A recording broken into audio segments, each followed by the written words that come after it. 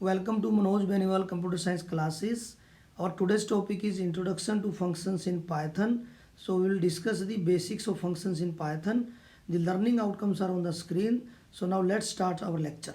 Good morning dear students. Today we are going to start a new chapter, functions in Python. So in this lecture we will discuss the introductory part of the function. So now let's start. See, when a large program is divided into various parts based on different tasks to be performed, then such a mechanism is called modularization, and the various parts are called modules. So what these lines means, actually every programming languages implement this modularization concept, and they introduce function for that.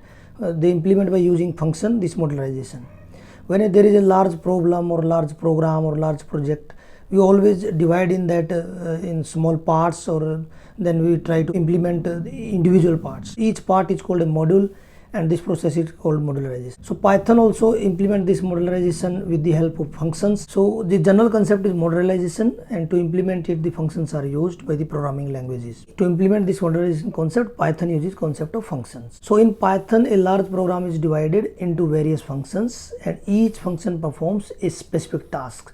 So functions are divided in such a way that they perform a specific task. The division of parts is done in such a way. Let's try to explain it with taking some sort of example. There is a single program P, but another program, the same program we write, let this program contains various parts, part 1, part 2, part 3, and then this part 4. So let this particular program, one technique is that we write the program as a whole, a large program, and one technique is that it performs 4 different operations. Then we write for each operations, we write the different part or different module. Then which will be more beneficial? See here, first thing is that it is very easily understandable, and it will be more readable as compared to this single large program. Secondly, if there is some error, so we have to find out that error in the whole program. In this whole program we will find the error. But here, if error is in P1, we will find only within P1. If error is due to the operation of P2, then we will find in P2. So this finding error or locating the error where the error has occurred, this is called debugging. So debugging becomes easy when we divide our problem in sub-problem. So another thing is that if we want to update or we want to make changes in our project, then to reuse the existing project becomes very difficult. So it is always said that it is better to use it to start from scratch and to create a new one. But when we have divided into sub-problems like this, then it may be the case that only changes in P2 and P3 are required, P1 and P4 are as it is. So we can directly use P1 and P4 without any changes. Only some changes will be in the interfaces. That is interfaces between functions, that is beyond our this class 11-12 scope. So we can say that this is more beneficial. It also increases the code reuse. Also, let one function is written for multiplication operation. I assume very simple operation. Then if this multiplication operation will be performed within the program 40 times, assume, then in this large program we have to write that code 40 times. But in this where we divide into sub problems and we write a modular function for that, then we have to call this function only 40 times. Calling a function we will study in this lecture later. So this code is written only once. Here code will be required to write 40 times. So of course the program size also reduces in this case. So now let's define function. So function is a group of statements which work together and perform a specific task. This group of statements is given a name called function name. A function name is given, a group of statement is there, and it is divided in such a way that perform a specific task. The instructions are related. Now advantage of a function, as I already have discussed, it will be more readable and understandable. Debugging will be easy. When we use functions, the program overall size gets reduced, and the code reuse also will increase. I have already discussed by taking that demo example. So that's why functions are used. So function, we can say that it is a group of statements which work together to perform a specific task, and this group of statements is given a name. Types of function in Python. Let's see the types of function in Python. So in Python there are 3 types of functions. One is built-in functions, one are modules, and third are user-defined. So built-in function means the functions which are already defined in the Python libraries. They are directly can be used. They are already defined in Python libraries. We will later discuss some built-in functions, but now in this unit we are concerned only with the user-defined functions. Then modules, these modules also contain the built-in functions defined within them, but it is a collection of functions. Math module and string module are in our syllabus in this chapter function in Python. We will discuss it later in the upcoming lectures. User defined functions are the functions which we write for our purpose. So user defined function is the topic of discussion in this complete chapter. When we introduce a new construction in any programming language, then we should be aware about the syntax of that. In 11th also we study if else statements, we study loops, we study list, string, everything. So we should be aware about the syntax we use for them. If else and loop syntax we studied, and we follow that syntax and then write the code. Similar case is in the case of functions. The syntax is there, we have to follow that, and by using the syntax, Python interpreter came to know that it is a function. How the Python interpreter will differentiate whether this is a simple code or is it a function or is it a if else or is it a loop, by seeing the syntax of it. So now for functions, def keyword is used, which tells the Python interpreter that it is the start of the function. So this def always tells the Python interpreter that it is a start of the function. After that, with a space, the function name is given. This function name will be any valid identifier. Already in class 11th we have studied the rules for defining a valid identifier. There is in this parenthesis, this is an optional formal argument list. Actually, in real life also, when we give some tasks, so sometimes we have to give some initial material to them, then they will, by using that, they will do that task. So here also initially some data or some information may be needed by the function, so that is passed through arguments or parameters. So these are optional. A function may have no argument, or it may or parameter, or it may have one or more or any number of parameters. And then this is a colon symbol. This tells that this is a start of a block. Where colon symbols are used, where in Python, that tell the Python interpreter that this is a start of a block. So here statements will be there within the functions. This statement may be any number of statements. I have taken n here, but it may be any number of statements. So this is called function body, and this first line, this is def function name, and this formal parameters and this colon, this is called function header. So this is called function header, and this def is a keyword, and this the function name is a valid identifier name. These formal arguments are optional. These will be some variable names only. No value can be accepted, no expression can be accepted here. Only variable names are accepted here. This is function body, and this complete header plus body, this complete is called the function definition. Also, there may be or may not be a return statement in a function. This is optional. This square bracket shows this is optional. Function can return a value, a literal, return 15, return 20. It can return a variable, return p, return q, return an expression, return p plus q. So it can return. So return statement can return a value or a variable or a literal, but the parameters will be only variables. So after that, the function will end. There may be more than one function in a program.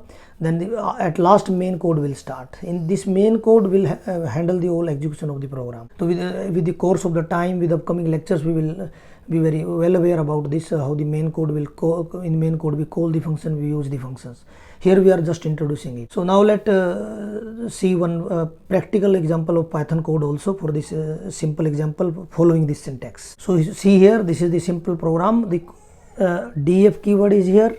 Then I write function name, I take add, then I take two parameters here.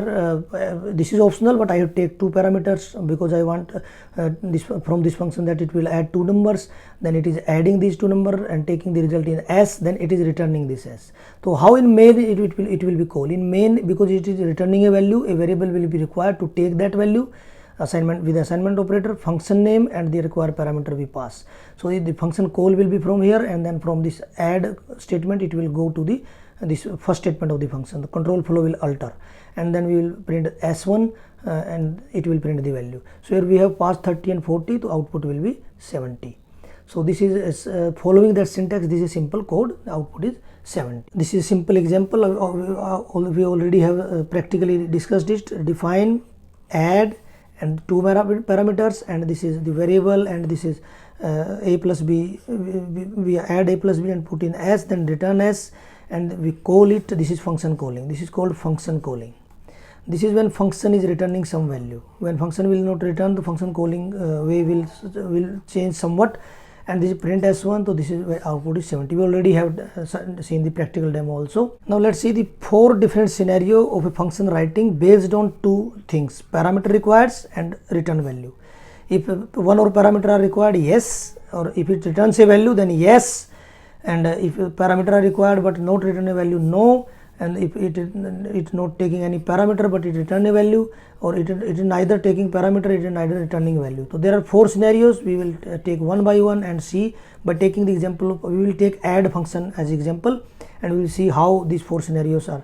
So these are 4 possibilities in a function. Case 1 is when function require arguments and return the value. So this same which we have taken for this sample, that following syntax, the simple example, it is similar like that, because it is taking 2 arguments, it is adding them, returning s, and it is taking that variable in this s1 and then printing this s1.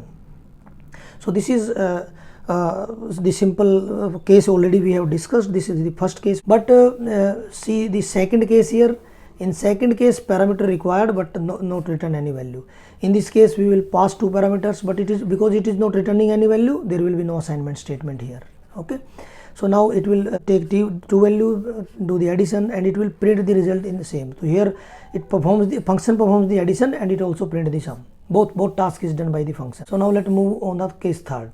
This is case third, no parameter but it return a value. So now because a function is not taking any parameter, it will take its own 2 value. It may also take from keyboard. I am not taking from keyboard for keeping things simple. I am taking direct values. It perform the addition and then it is returning the sum. And then main is calling it because it is not requiring a parameter, so it will call like this, and it is taking that return result in P, and it will print P. It will be 70. So this is case third, where no parameter is taken by the function but return value is there. So function call will change some accordingly. So now let move to the case 4. Case 4 is when no parameter is taken by the function and no return value. It doesn't return any value. So in this case, def, that add, it is not taking any parameter, then it is taking their own variable, then getting sum and also printing the sum.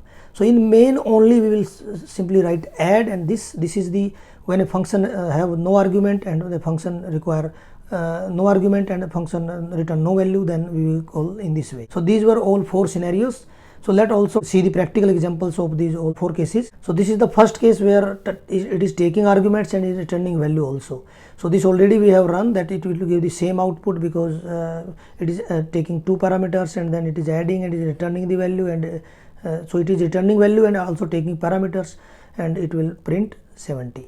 So 70 is the output. So second case was it is taking parameter arguments but not returning any value. So it is taking these arguments but it is printing the sum here, not returning any value. In main we will call like this, because it is not returning any value, there will be no assignment statement.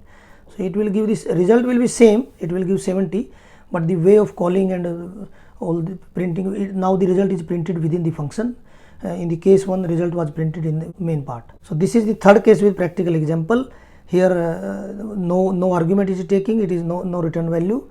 So it takes a return value, actually it is written no but it is returning. So here by mistake it is written, so it is return s, so it is returning value. So s1 add, so it is printing the sum. So now sum will be printed in the main function, so it will give the output 80 because 30 or 50 are given, so 80 output is there. Now this is the case 4 where function is taking no argument and returning no value.